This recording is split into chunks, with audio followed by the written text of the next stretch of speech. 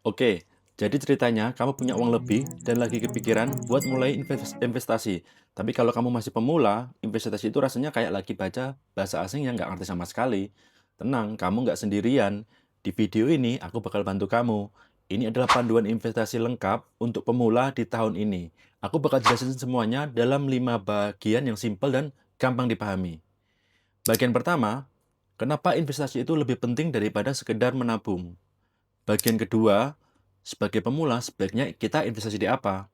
Bagian ketiga, kapan waktu yang tepat buat mulai investasi dan berapa banyak uang yang sebaiknya diinvestasikan? Bagian keempat, aku bakal pandu kamu step by step cara beli saham pertama kamu. Dan bagian kelima, strategi investasi khusus buat pemula. Sebelum lanjut, pastikan kamu nonton video ini sampai habis, karena di akhir nanti, mindset kamu soal uang dan investasi bakal kebalik. Like dulu biar nggak lupa, dan subscribe kalau kamu serius pengen leverage finansial kamu. Oke, kita mulai dari bagian pertama. Bagian pertama, investasi itu bukan cuma buat orang-orang Wall Street atau para profesional. Investasi itu buat siapapun yang pengen uangnya berkembang, bukan cuma diem dan pelan-pelan kehilangan nilainya. Misalnya gini, kamu punya uang lebih 1 juta, terus rencananya mau diapain? Kamu bisa pakai buat beli sesuatu yang seru, kamu bisa simpan di bawah bantal, atau kamu bisa biarin aja di rekening tabungan. Tapi masalahnya begini, inflasi itu pelan-pelan gerogotin uang kamu.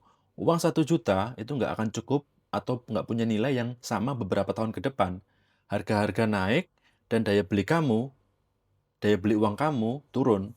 Coba deh pikirkan, pernah nggak kamu sadar dulu karamel frappuccino harganya 20.000, sekarang udah hampir 30.000 atau bahkan 35.000. Nah, itu contoh nyata inflasi. Dan langkah-langkah paling pintar yang bisa kamu ambil adalah menginvestasikan uang itu biar nilainya naik, bukan malah turun.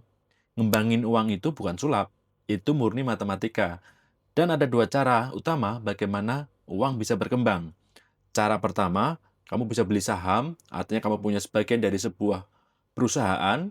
Ambil contoh kita Nvidia. Kalau Nvidia sukses besar, jual lebih banyak kartu grafis, ngeluarin produk baru, dan dapat keuntungan lebih besar, nilai perusahaannya juga naik. Dan karena kamu punya sebagian saham dari Nvidia tadi, nilai investasimu juga akan ikut naik. Sesimpel itu. Cara kedua adalah yang namanya bunga majemuk. Albert Einstein bahkan nyebut ini sebagai keajaiban dunia ke-8. Ini adalah kondisi di mana uang kamu menghasilkan uang, lalu uang itu menghasilkan uang lagi, dan uang yang tadi menghasilkan uang lagi, dan terus berulang. Kayak bola salju yang mengelinding dari atas bukit. Makin lama makin gede, misalnya kamu investasi 1 juta per bulan dengan return 10%. Dan waktu sekitar 6 tahun, total investasi kamu bisa jadi sekitar 100 juta. Dan bagian gilanya ada di sini. Buat dapetin 100 juta berikutnya, butuh waktu kurang dari 4 tahun. Kalau tadi 6 tahun. Setelah itu, kurang dari 3 tahun. Lalu bahkan kurang dari 2 tahun. Dan ketika portofolio kamu sudah tembus 1 miliar, portofolio itu bisa tumbuh 100 juta atau lebih setiap tahunnya. Itulah kenapa mulai investasi sedini mungkin itu penting banget. Bagian kedua. Oke, sekarang kamu sudah paham dasar-dasar kenapa investasi itu penting. Pertanyaan besarnya sekarang, sebenarnya harus investasi di mana sih? Banyak pemula bikin kesalahan dengan ngejar saham yang lagi hype atau lagi naik daun. Dan jujur aja, itu ide yang buruk gitu loh. Hanya karena sebuah saham naiknya kenceng tahun lalu, bukan berarti tahun depan bakal sama gitu. Contohnya gini, ingat beberapa tahun lalu saham kayak BlackBerry atau Kodak. Di puncaknya, harga saham mereka sekitar 145 dan 90 dolar. Tapi waktu anjlok, turun jadi sekitar 10 dolar dan bahkan 1 dolar gitu. Kalau kamu investasi berdasarkan kesuksesan masa lalu, kamu bisa kehilangan banyak uang. Jadi, pilihan mana yang lebih aman? Jawabannya adalah reksadana indeks.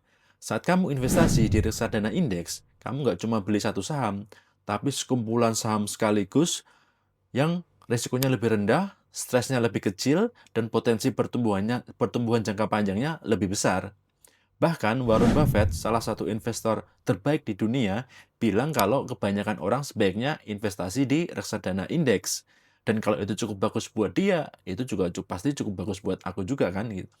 Berinvestasi di reksadana indeks adalah salah satu cara paling simpel untuk menumbuhkan kekayaan tanpa harus stres, mikirin, dan milih saham satu persatu.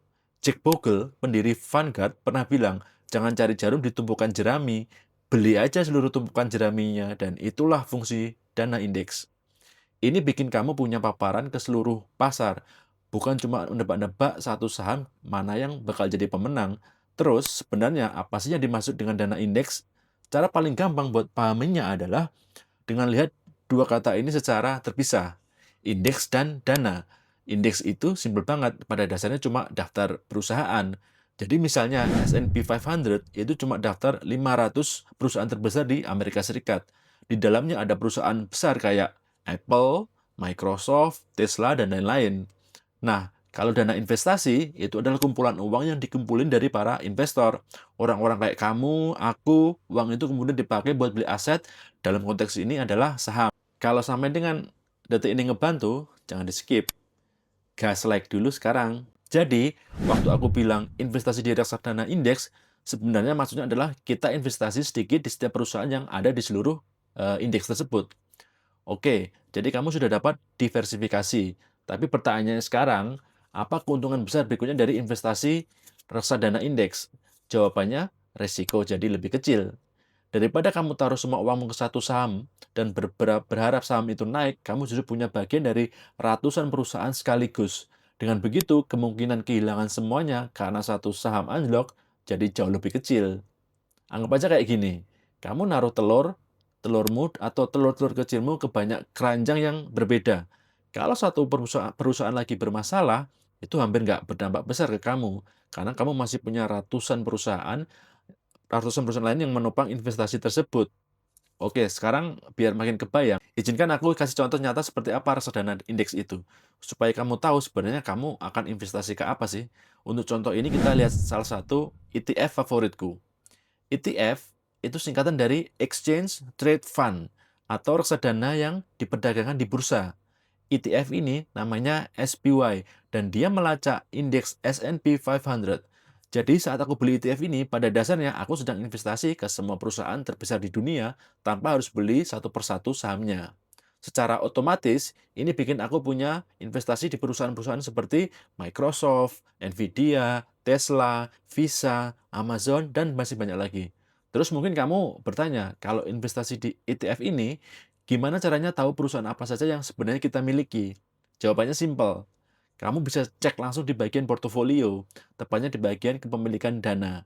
Misalnya, kalau kita lihat SPY, Apple menyumbang sekitar 7% dari total dana ini. Microsoft punya porsi sekitar 6% dan Nvidia juga sekitar 7%. ETF lain yang aku suka adalah QQQ, yaitu ETF yang melacak indeks Nasdaq 100 atau perusahaan teknologi terdepan di Amerika Serikat. Aku suka ETF ini karena aku bisa menjual opsi beli tertutup atau covered call di atas saham yang aku punya. Selain itu, QQQ juga termasuk salah satu ETF yang paling sering diperdagangkan di dunia saat ini. Artinya, volume dan likuiditasnya sangat tinggi.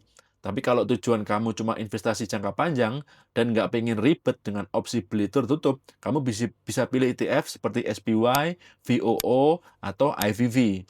Semua ETF ini pada dasarnya melakukan hal yang sama. Mereka sama-sama melacak indeks S&P 500, hanya saja dikelola oleh perusahaan yang berbeda. Nah, ada satu hal yang lagi yang wajib kamu perhatikan sebelum beli ETF pertamamu, yaitu rasio biaya. Jadi, berapa sih rasio biayanya? Rasio biaya ini pada dasarnya adalah biaya untuk mengelola dana tersebut. Biaya ini dipakai untuk urusan administrasi dan supaya dana itu tetap bisa berjalan. Misalnya ada sebuah dana dengan rasio biaya 1%. Kalau kamu investasi sebesar 10 juta, artinya kamu akan membayar sekitar 100.000 per tahun. Biaya ini otomatis dipotong langsung dari investasi kamu. Secara umum, kamu sebaiknya cari reksadana indeks atau ETF yang punya rasio biaya di bawah 0,5%. Jadi ini rangkuman rekomendasiku dalam memilih ETF. Pertama, pilih ETF yang melacak indeks yang ingin kamu investasikan, misalnya S&P 500. Kedua, pilih ETF yang sesuai dengan anggaran kamu. Ketiga, pilih ETF dengan rasio biaya yang rendah. Sebagai contoh, kalau kamu mulai investasi di S&P 500, secara historis indeks ini memberikan rata-rata imbal hasil tahunan sekitar 7-12%. Tapi ini bukan berarti setiap tahun pasti naik sampai 12%. Kadang bisa turun sampai 20% dan di tahun lain bisa naik sampai 20%. Namun, kalau kamu dilihat dalam jangka panjang, dengan memperpanjang sumbu waktunya, S&P 500 biasanya menghasilkan return sekitar 7-12% per tahun. Bagian ketiga. Oke, jadi sekarang setelah kamu paham harus investasi di apa, pertanyaan besarnya berikutnya adalah kapan sebenarnya waktu yang tepat buat mulai investasi? Setiap kali ada orang yang nanya soal ini ke aku, biasanya aku ajak mereka ngecek satu daftar sederhana yang terdiri dari dua langkah. Kalau kamu bisa mencentang dua hal ini, itu artinya kamu siap buat mulai investasi. Pertanyaan pertama adalah, apakah kamu punya utang dengan bunga tinggi di atas 7-12%? Kalau iya, uang itu harus kamu lunasi dulu sebelum menginvestasikan Rp1 pun. Melunasi utang itu sama aja kayak dapat keuntungan investasi yang dijamin. Biasanya kalau ada orang yang dijanjiin keuntungan yang dijamin, besar kemungkinan itu penipuan. Tapi dalam kasus ini, hal itu adalah memang benar. Coba pikirkan begini, rata-rata imbal hasil pasar saham itu sekitar 10%. Tapi kalau kamu punya utang, kamu bayar utang kartu kredit sampai 25% bunganya, melunasi uang utang itu dulu sama seperti mendapatkan return 25% yang dijamin. Ini ada kemenangan paling gampang yang mudah bisa kamu dapatkan. Sebagai contoh, misalnya kamu punya utang kartu kredit sekitar 10 juta dengan bunga 25%. Itu artinya kamu membayar sekitar 2,5 juta per tahun. Uang itu otomatis dipotong dari rekening bank kamu hanya untuk membayar bunga saja. Utang kartu kredit ini ibarat kebocoran dalam keuangan kamu. Kalau kamu lagi mengisi tangki bensin, tapi ada lubang besar di tangkinya, pasti kamu mau menambah lubangnya dulu sebelum isi bensin lagi kan? Daripada kamu menginvestasikan 10 juta tadi ke pasar saham, kalau uang itu kamu pakai buat melunasi utang, kamu langsung menghemat 2,5 juta tanpa resiko sama sekali. Itu sama aja kayak kamu menghasilkan 2,5 juta di pasar saham tanpa ada risiko apapun. Dan keuntungan seperti ini sangat jarang ditemukan. Pertanyaan kedua adalah, apakah kamu sudah punya dana darurat untuk 3-6 bulan? Dana darurat ini ibarat jaring pengaman. Kalau sewaktu-waktu kamu kena pengeluaran tak terduga, kalau mobil kamu misal rusak, ban bocor, atau mungkin kamu kehilangan pekerjaan, kamu pasti pengen punya dana darurat.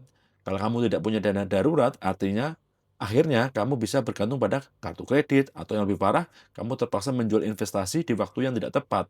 Dan ini justru memperbesar kerugian kamu. Jadi, sebelum kamu menaruh uang ke pasar saham, pastikan kamu sudah mengecek dua hal tadi. Utang bunga tinggi kamu sudah lunas, dan kamu punya dana darurat. Sekarang kita bahas berapa banyak uang yang sebenarnya perlu kamu investasikan. Banyak orang berpikir mereka butuh jutaan rupiah untuk mulai investasi. Padahal kenyataannya kamu bisa mulai hanya dengan investasi 15-20 ribu saja. Tapi tentu saja keuntungan yang kamu dapatkan akan tergantung pada seberapa besar uang yang kamu investasikan. Investasi kecil menghasilkan keuntungan kecil, dan investasi besar menghasilkan keuntungan yang lebih besar atau return yang lebih besar. Kalau kamu investasi 100 ribu dan harga saham naik 10%, keuntungan kamu cuma 10 ribu. Dan itu jelas bukan sesuatu yang akan mengubah hidupmu kan. Tapi kalau kamu investasi 50 juta dan dapat keuntungan yang sama yaitu 10%, itu berarti 5 juta dan jelas beda dampaknya. Jadi aturan praktis dariku adalah investasikan hanya uang yang tidak kamu butuhkan dalam beberapa tahun ke depan. Kalau kamu lagi menabung buat beli rumah dan butuh uang untuk itu dalam 1 atau 2 tahun, pasar saham bukan tempat yang tepat. Soalnya pasar saham itu penuh dengan volatilitas. Dalam jangka pendek, pergerakannya bisa naik turun kayak roller coaster.